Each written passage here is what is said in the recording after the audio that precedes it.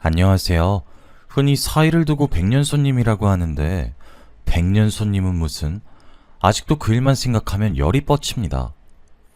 남편과 저 둘 다 젊었을 때는 평범한 집안에서 자랐고 결혼 후에 각자 죽어라 노력해서 나름 잘 사는 축에 속하게 되었어요.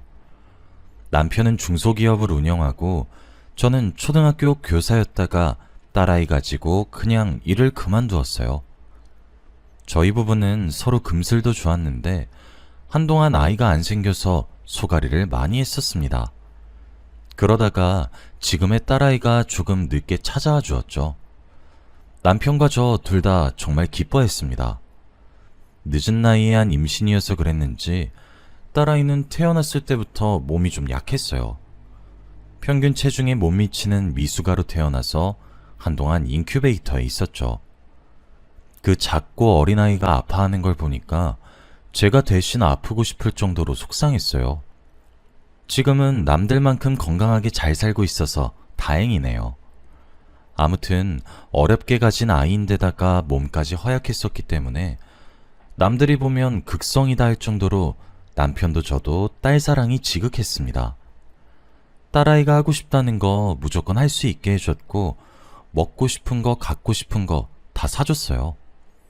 이러면 애벌은 나빠진다고 주위 어른들이 꾸중도 하셨는데 버릇은 나빠도 되니까 제발 건강하고 행복하게만 자라줬으면 했죠. 다행히 딸아이는 풍족한 환경에서 순하고 착한 성격으로 자라줬어요. 아이가 집에서는 자기 세상처럼 지내는 반면 밖에서는 낯가림이 심하고 소극적인 게 조금 걱정스러웠지만 그래도 큰 문제라고는 생각 안 했습니다. 딸아이가 크면서 자기 재능이랑 적성을 찾아갈 수 있도록 최대한 많은 걸 경험하게 해주고 싶어서 미술과이며 무용이며 성악까지 시켜봤는데 어느 순간 딸은 요리를 배워보고 싶다고 했어요. 자식이 하고 싶은 건 다 응원하고픈 게 부모 마음이긴 해도 수많은 일들 놔두고 왜 하필 요리인가 싶어 조금 안타까워했어요. 제가 옛날 사람이라 그런진 몰라도 요리는 누구나 할 수 있는 거라 생각했고 요리사란 직업은 뭔가 사회적 성공이랑 멀리 있는 것 같다고 느껴졌거든요. 혹시라도 독립하거나 시집가면 지겹도록 하게 될 텐데 왜 굳이 그걸 직업으로 삼아야 하나 싶었죠. 그러다가 딸이 저 몰래 요리학원에 등록해서 다니는 모습을 보고 딸아이의 열정이 진심이구나 싶어 제가 한 수 접었습니다.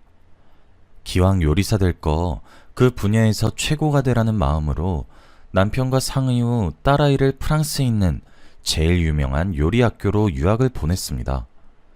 생각해보면 저도 하고 싶은 일은 따로 있었는데 현실적으로 생각해서 초등학교 교사 일을 선택했던 거였어요. 저는 못했지만 딸만큼은 원하는 꿈 이뤄주고 싶어서 쉽지 않은 결정을 내렸습니다. 자식이 아무리 성인이 되었다 해도 부모 입장에서는 늘 애 같잖아요.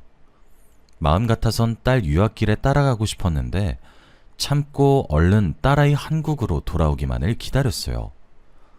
딸이 귀국하던 날 정말 오랜만에 새 식구가 모여서 함께 저녁할 생각으로 딸아이가 좋아하는 반찬을 해서 상다리가 부러지게 저녁을 차렸습니다. 그런데 딸은 웬 남자 외국인과 함께 집으로 돌아왔어요. 아무리 사회가 개방적으로 변했다지만 모르는 남자를, 그것도 외국인을 집에 데리고 와서 남편과 저는 얼어붙었죠. 딸아이가 어색하게 웃으면서 미리 말 못해서 미안하다고 유학 중에 만나 2년 동안 만나고 있는 남자친구라고 말하더군요.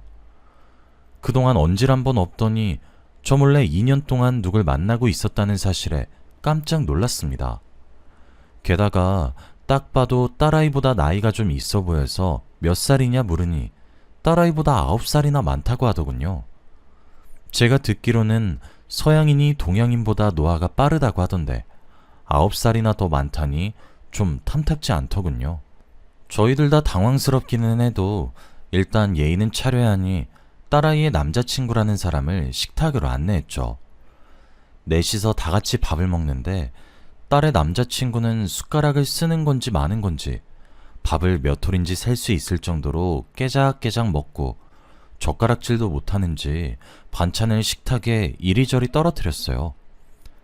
아무래도 외국인이니까 어쩔 수 없겠구나 싶어 포크를 가져다 주니 포크로 제가 담근 나물을 푹 찍어서 먹는데 표정이 일그러지다가 몇 번 씹다가 휴지에다 뱉어버리는 겁니다. 솔직히 여기서 좀 기분 상했어요. 아무리 외국인이라 쳐도 밥상에서 지킬 예절은 어느 나라나 다 비슷할 거 아닌가요? 최소한 밥 먹다가 그걸 만든 사람 앞에서 뱉는 게 예의 바른 행동이라고 가르친 나라는 없겠죠. 혹시나 제 나물이 문제인가 의심하는 분들도 계실 것 같은데 나물은 괜찮았어요.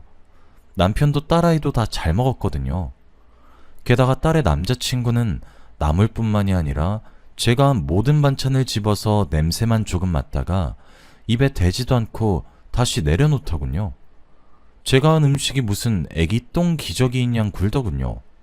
딸의 남자친구가 하는 행동 때문에 식사 자리 내내 공기가 어색했습니다. 딸은 어떻게든 이미 기분이 상해버린 저를 이해시키려고 노력하고 남편은 용기 내서 딸의 남자친구에게 말을 거는데 딸의 남자친구는 멋씹은 표정으로 입을 꾹 다물고 있더군요. 그것 때문에 딸에게 혹시 남자친구가 한국말을 아예 못하냐고 물었는데 그것도 아니래요. 웬만한 일상 표현은 다 할 수 있을 정도로 능숙하다는 거예요. 결국 일부러 남편의 말을 무시하고 있는 거란 결론이 나더군요. 그날 딸의 남자친구가 돌아가고 딸은 더 기절할 만한 얘기를 꺼냈어요. 사실은 그 남자와 결혼하고 싶어서 오늘 저희에게 소개시켜 준 거라고 하더군요.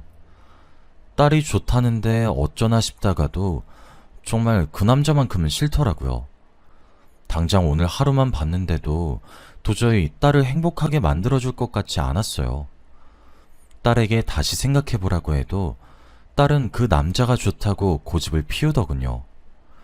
제대로 된 연애를 못 해봐서 누가 봐도 별로인 사람을 좋다고 데리고 온 건지 답답했죠. 솔직히 딸의 남자친구는 객관적으로 봤을 때 콧대도 높고 키도 큰데다 미남이긴 했어요. 근데 결혼해서 평생 얼굴만 뜯어먹고 살 순 없잖아요. 딸애 보고 남자친구가 뭐 하는 사람이냐 물으니 그림 그리는 사람이라던데 요즘 세상에 화가가 어떻게 밥 벌어먹고 사나요? 혹시 몰라 남자친구 쪽 부모님은 만나봤냐고 하니까 딸이 망설이다가 대답하더군요. 엄마, 그 사람 부모님 안 계셔. 그러니까 고아라는 거예요. 어렸을 때부터 부모님이 안 계셨고 보육원에서 자랐대요. 정말 미치고 환장할 노릇이었죠. 솔직히 눈에 넣어도 안 아플 딸아이 누가 데려가든 아까워 죽겠는데 고아에 가진 거 하나 없는 외국인이랑 결혼한다고 하니 속이 터졌어요. 그나마 남편은 저보고 진정하라고 아직 한 번밖에 안 만나보지 않았냐고 몇 번 더 보고 판단해도 늦지 않다고 말하더군요. 사실 몇 번을 만나봐도 첫인상과 조건이 너무 별로라 시간 낭비나 다름없을 것 같았어요. 몇 번을 만나든 전 무조건 반대할 생각이었습니다. 그런데 일이 제가 생각했던 대로 무조건 풀리진 않더군요. 딸이 임신을 해버렸어요. 제가 반대한다는 걸 알고 일부러 그런 건가 싶어 순간 화가 나서 너 지금 엄마한테 임신으로 반항하니? 생명이 장난이야? 하고 다그쳤어요. 그랬더니 딸은 아니야 엄마. 하늘에 맹세코. 나 진짜 조심했어. 이상하다. 이럴 리가 없는데. 이렇게 말하면서 자기도 당황해하더군요. 거짓말인 것 같진 않았어요. 이미 생겨버린 생명을 어찌할 수 없는 노릇이라 결국 동네 창피하지 않게 울며 겨자 먹기로 딸아이의 결혼을 서둘렀습니다. 딸아이의 남자친구를 불러들여서 딸아이의 임신 소식을 알리니 깜짝 놀랄 줄 알았는데 의외로 덤덤하더라고요. 그걸 넘어서 그럴 줄 알았다는 듯이 묘하게 웃기까지 했죠. 그 웃음이 마음에 걸려서 혹시 일부러 딸아이를 임신시킨 게 아닐까 의심했지만 증거는 없어서 생각만으로 그쳤습니다. 아무튼 딸은 그렇게 결혼하게 되었어요. 결혼식 날 딸이 아까워서 어찌나 울었는지 모르겠습니다. 남편이 그만 좀 울라고 모르는 사람이 보면 초상집인 줄 알겠다고 할 정도로 많이 울었죠. 결혼하고 아이 낳을 동안은 딸의 부부를 저희 집에서 데리고 살기로 결정했습니다. 임신하는 바람에 주방에서 일하는 건 위험하니까 직장에 다닐 수도 없을 거고, 그렇다고 사이가 이렇다 할 경쟁력이 있는 것도 아니었으니까요. 아무래도 딸애가 서둘러서 결혼한 데다 상대가 외국인이다 보니 주변에서 많이 궁금해했는데, 체면이 있어서 차마 사실대로는 말 못하고 사위는 프랑스에서 유명한 갤러리를 운영하는 예술가라고 대충 둘러댔어요. 하지만 예술가는 개뿔. 사위는 딸과 결혼하고 아무런 경제활동도 안 했고 그림도 그리지 않았어요. 나중에 알고 보니 그림도 말이 좋아 그림이지, 관광지 같은 데에서 푼돈 받고 사람들 초상화 그려주는 일로 겨우 벌어먹고 살았다 하더군요. 사위는 이대로는 안 될 것 같았는지 남편과 제게 앞으로 진지하게 그림을 그려볼 생각이라고 말하더군요. 뭐 아무것도 안 하고 백수건달처럼 지내는 것보다야 뭐든 하는 게 좋겠다고 좋게 말해주긴 했는데, 다음 말이 압권이었습니다.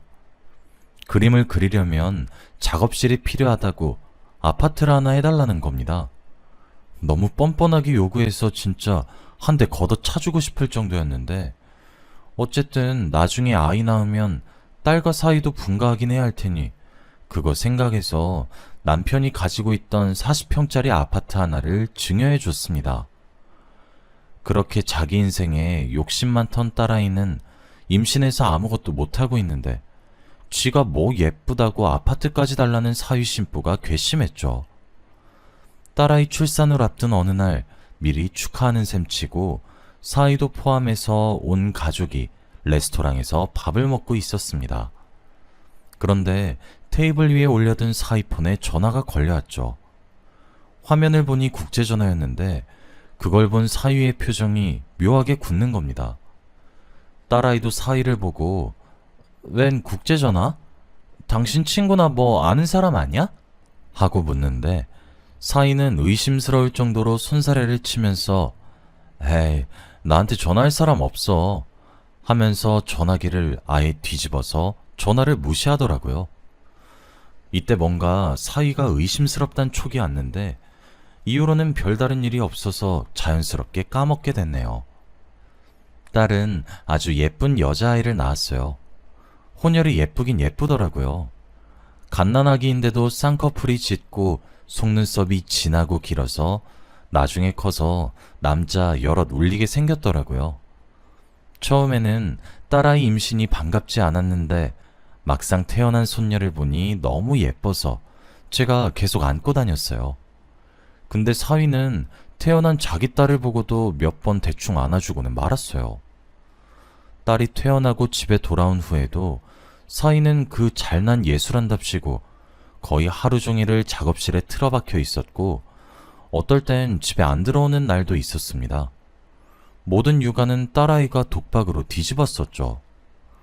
딸이 집에만 머물면서 손주를 돌보고 하니까 자기 인생이 너무 지루한 것 같다면서 아이가 밉진 않은데 솔직히 너무 답답하다고 제게 털어놓더군요.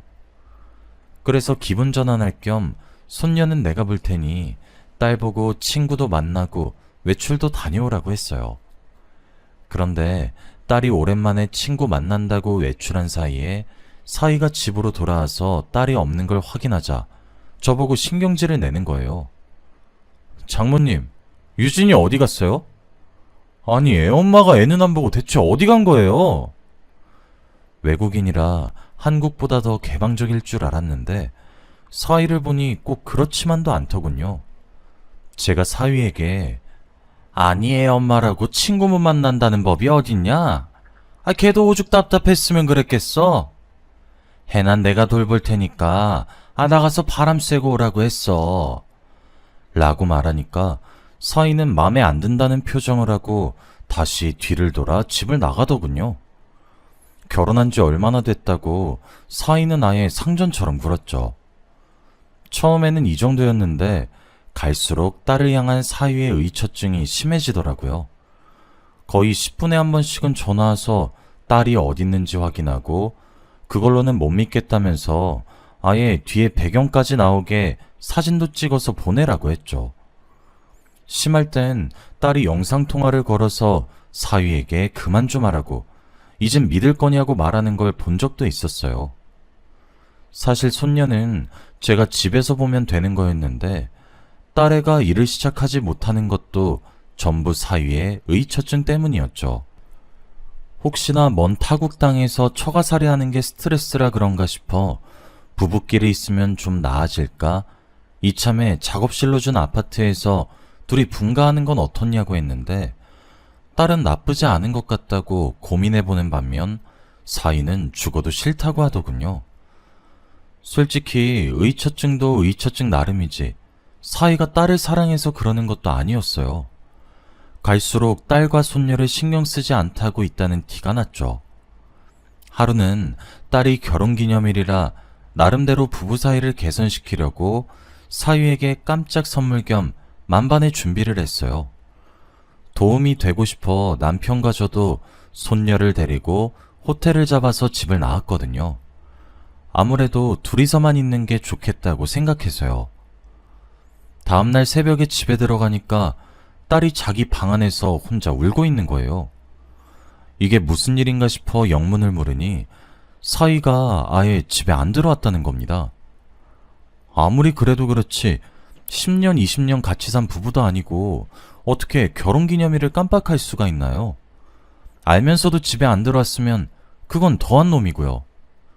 도저히 이놈을 용서할 수가 없어서 그 길로 딸과 함께 바로 사위가 있을 것 같은 작업실로 향했습니다.